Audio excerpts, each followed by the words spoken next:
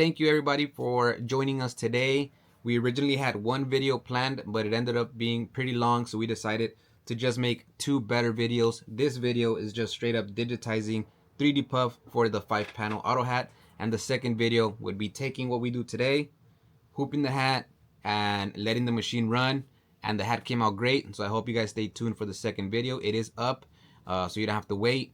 Also, if you guys do like full digitizing videos pretty much beginning to end, let me know, and I'll probably do that more and just have them split in case somebody's not really interested in digitizing.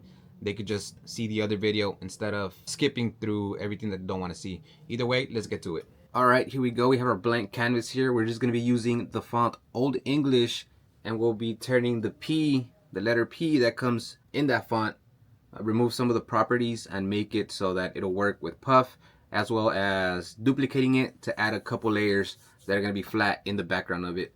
So let's get to it. First, let's pop in the letter P right there.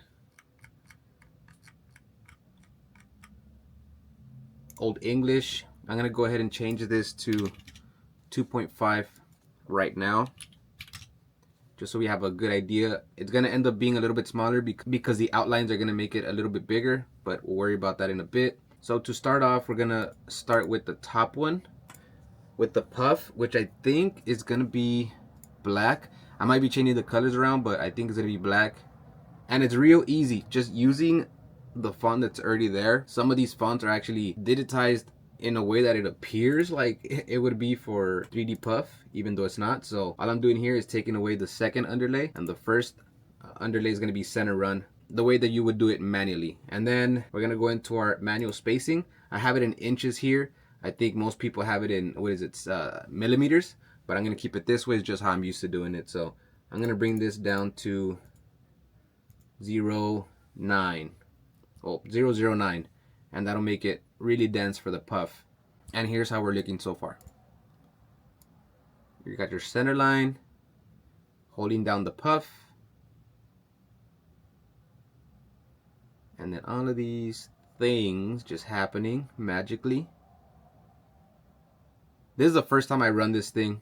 If it just comes out really horrible the way it is, then I'll come back and do some changes to it, but I think it'll be fine. These edges are pretty closed off. I don't think I need to do any caps, I hope. Same here. I hope it is black thread on top, because I don't have like pink. This is for Tanya. She's going to be giving it to her sister. Her name starts with the letter P. I am worried about this one here a bit, so I might just do that one.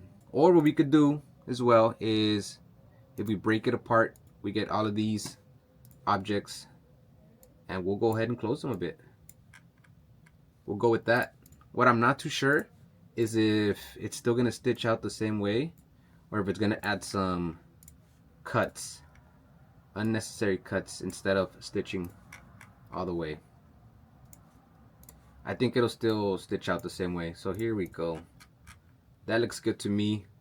We'll go ahead and do a cap on this one also, just to be safe. I usually don't do them if I don't have to, because it could also make it like really dense, especially in this tiny little area. I am the furthest thing from a professional on how to do these caps. I just kind of just try it out, make the changes. I'm trying to make it look clean. It's just looking really like jagged. We'll go with that. We could do it at the beginning, so it's underneath there, but I'm gonna try to find right before it does that. See if it's not too disruptive, because it is stitching out in a way that is like going without any stop. I'll put it here because it jumps right into that. So I'm gonna put it as number 4. Where is it? Pretty much at the beginning. And now it'll look like this. Yeah, so it'll do that, the cap, and then cover it right over. Perfect. For now, let's go ahead and group this, because we are gonna have to duplicate it, move it around a little bit. So we're gonna do copy paste, change the color. For now it's gonna be brown, and set it off to the side.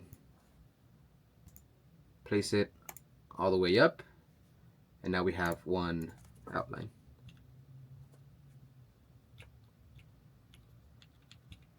This is all preference, how much of an outline you want, how much you want it to stick out. We're gonna go ahead and do the same. Let's go to the color tab, copy paste, let's change it to this color, all the way to the bottom, move it to the right, move it down. And something like this is gonna be the final image. Now, let's recenter. See, now it's at 2.6, move it back to 2.5. The fills for the outlines are gonna stay the same. Okay, so now we have the what we're gonna go for. We're gonna do the same thing that we did on the Spider-Man sweatshirt, if you guys remember, with the font. We did this, and then we just use it so we can know what to add, right? Because if not, you're stacking 3 layers of thread on top of that. Not necessarily what we're trying to do.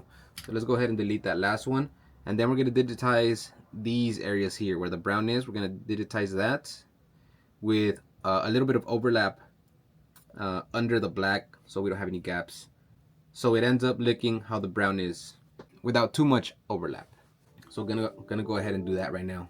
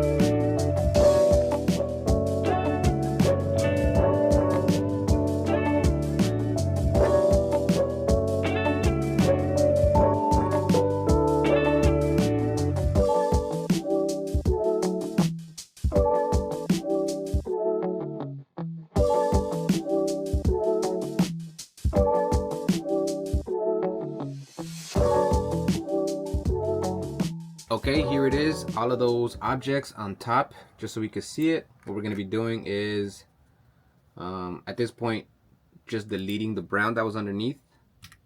And then we're going to put the yellow under. Also, I removed the cap off of that. Some of these objects here, like this was one object, and then down here, going this way, was another object. I simplified it, I just made it one object, and then just added those stitch angles there. It is just the background layer, so it's all gonna kind of like blend in, and it should still work fine. Also, most of these shapes, I think all of them, they're not gonna make a cut after each object. It is gonna leave the thread behind, but then it's gonna get covered up anyways by what's on top of it. So let's go ahead, and now that we have this, we don't have to do it again because we're just gonna do the exact same thing. Copy and paste, make it another color, change it all the way to the bottom, and then bring it out while still leaving overlap between these two colors. That should be good.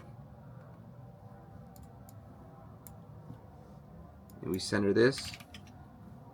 I'm gonna leave these colors for now. I'm gonna save it, take it to the machine, and I'll probably change the colors over there. I'm gonna go ask Tanya which colors she prefers, but of course we're gonna be using our auto hats.